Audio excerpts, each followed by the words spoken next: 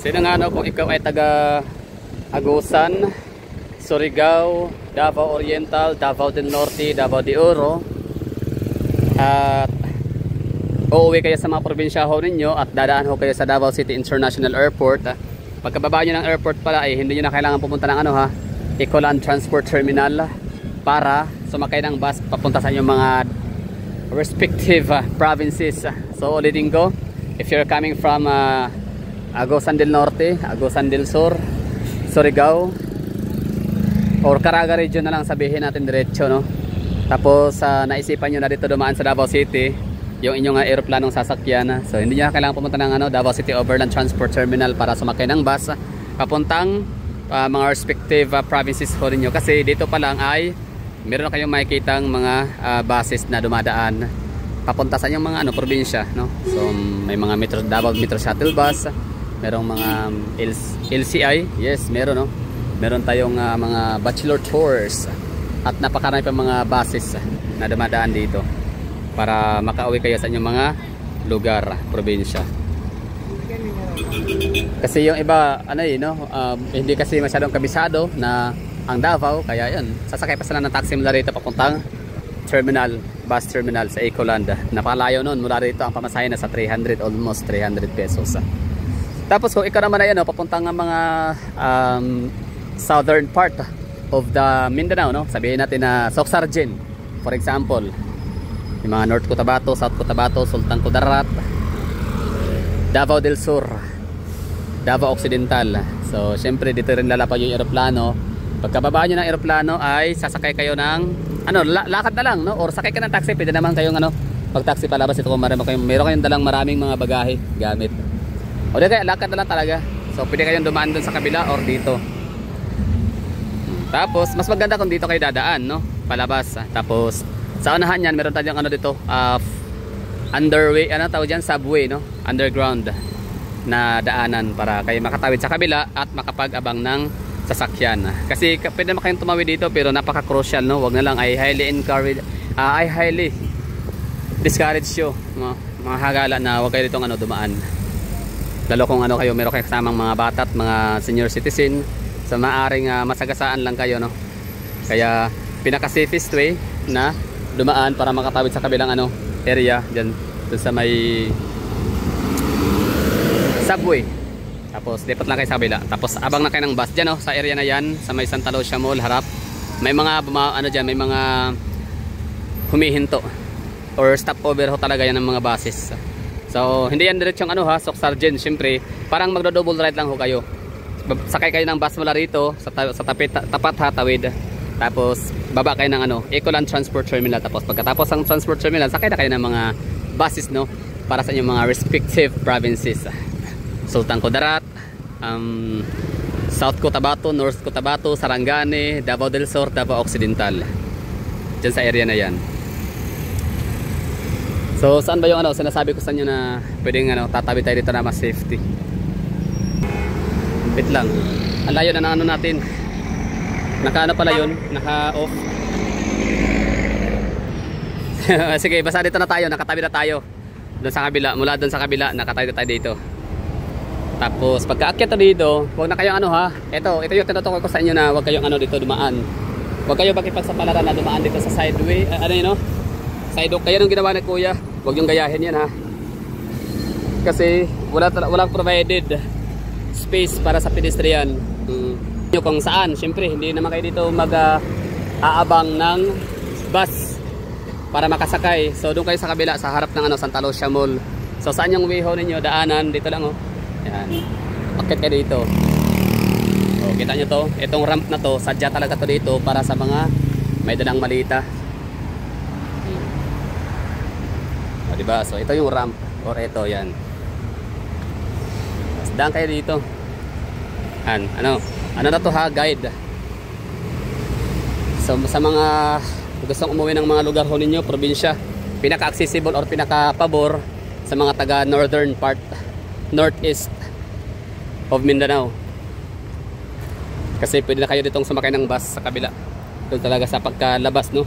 Bungad ng airport entrance. Tapos abang na kayo ng van or bus. papuntang Davao del Norte, De Oro, Davao Oriental, Davao del Sur, Davao Occidental, Agusan del Sur, Agusan del Norte. Pero kung kayo naman ay taga Socsargen area, so doon kayo dumaan sa pedestrian underpass. Yan.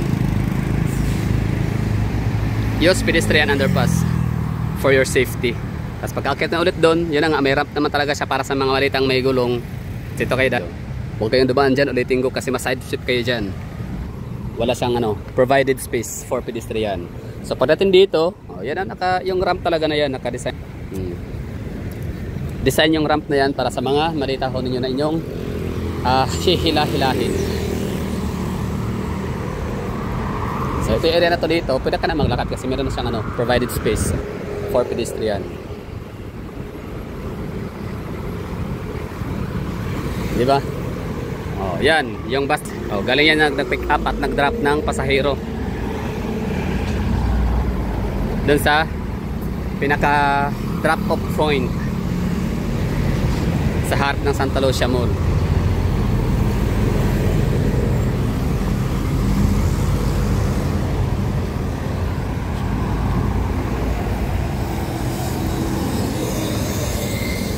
Di pa lang maayos yung dito, yung area lubak-luwak pa siya, may mga maputik pa to kapag naulan. Hindi pa talaga siya na ayos to dito, pero siguro one of this day magiging kukumpunihin na nila yung area na yan. Sa ngayon hindi pa. So at least meron kang ramp na madadaanan.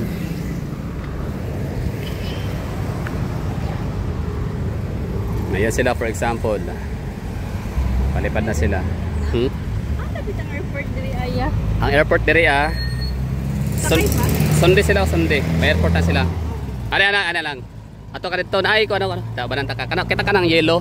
Use pedestrian underpass. Naaw ka da ilalom underground. Nya mutabok ka na nakaspikas mo lusot tanan nya man lapas basta sa langga. Okay, Sunday na sila, airport na sila. Okay. So yun, gaya nyo So hindi niya alam kung saan yung airport. Okay, well hindi tayo pwedeng mga husga kasi hindi naman kasi lahat talaga nakapunta ng Davao, so maaaring first time niya.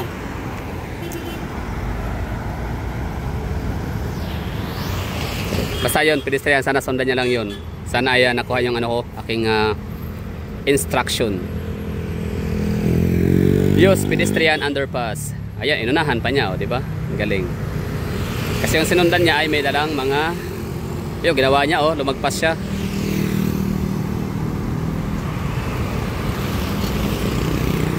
Lumagpas siya sa sa lane. So hindi siya dapat doon dadaan. Delikado yung ginawa nila So wag yung gayahin sila ha. Tingnan natin. Mali yung ginawa ng babae. Ayan diyan sa dumaan sa gilid. Which is mali yun, wrong. Wrong yun ha, wrong, very wrong. Wala naman kasing dito. May nakalagay naman sana passenger terminal this way.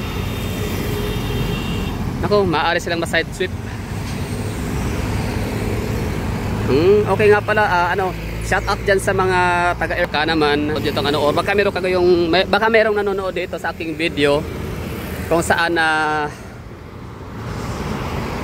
pwede kayo pwede nyo tong lagyan dito ng na this way to underpass. Huwag dyan, kasi delikado yan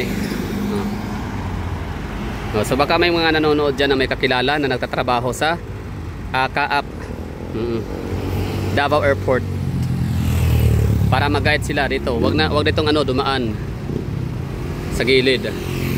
Wag dito dumaan kasi delikado, napaka-risky. Ganyan ang ginawa ng babae. Super risky diyan. Kasi dapat dito talaga Anyway, so yun lang Kung masyado ka kumpiyansa, ma-side sweep kayo ng mga malalaking sasakyan.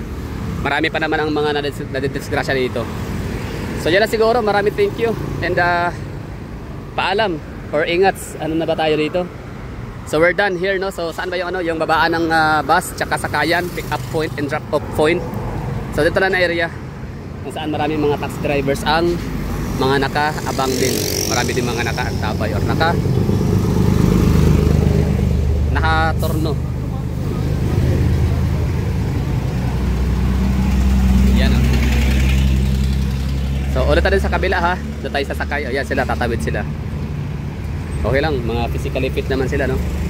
Malaki katawan, bilang ano, iilagan yung mga humaharorot ng mga sasakyan.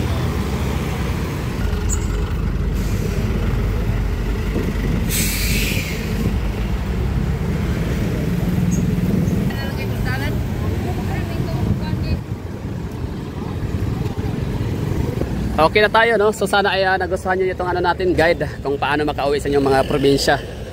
Mapa northern part of Mindanao, northeastern part of Mindanao, mapa southern part of Mindanao.